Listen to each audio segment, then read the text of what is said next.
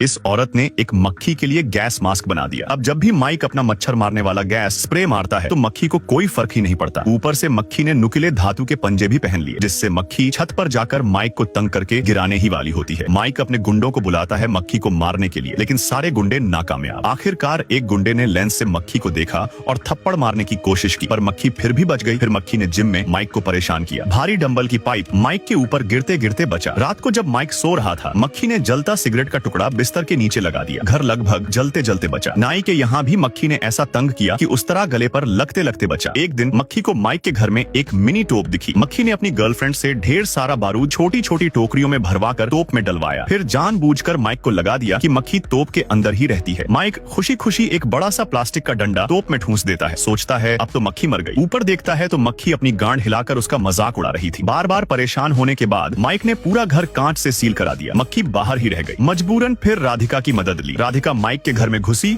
और चुपके से एक सिक्के की मदद से स्क्रू ढीला करके निकाल दिया, जिससे मक्खी फिर घुस आई और माइक के पीठ पर हमला बोल दिया। माइक ने पीठ पर हाथ फेरा तो खून ही खून था। अब तो माइक पूरी तरह पागल हो गया। राधिका को भी घर से भगा दिया। अब तो माइक क्लाइंट से बिजनेस मीटिंग करते वक्त भी हेलमेट पहनने लगा। एक दिन देखा कि मक्खी क्लाइंट के सिर पर बैठी है। माइक ने बिना सोचे गमला उठाया और क्लाइंट के सिर पर दे मारा। कई अरब का सौदा ऐसे ही हाथ से गया। फिर मक्खी ने माइक का इंश्योरेंस बॉक्स का पासवर्ड गलत डलवाया। बॉक्स हमेशा के लिए लॉक हो गया। सारी जमा पूंजी भी जलवा दी। मजबूरन माइक एक तांत्रिक बाबा के पास गया। बाबा ने बताया ये मक्खी कोई और नहीं, तेरे द्वारा मारा गया राधिका का आशिक है, बदला लेने आया है। माइक ने सीसीटीवी चेक किया। पता चला राधिका ही दरवाजा खोलकर मक्खी को अंदर ले आई थी। माइक ने राधिका को पकड़ लिया और मक्खी को ललकारा। राधिका को बचाने के लिए मक्खी माइक के पैरों के नीचे आ गई। जैसे ही माइक ने पैर उठाया, मक्खी ने एक सुई माइक के पैर के नीचे से घोंप दिया। माइक चीखते हुए उछल पड़ा। राधिका मौका पाकर भागी। माइक ने गन निकाला और गोली चलाया। मक्खी बच गई। गोली से कांच टूटा और माइक खुद ही घायल हो गया। मक्खी फिर सुई लेकर माइक की तरफ लपकी। तभी माइक ने चुंबक उठाया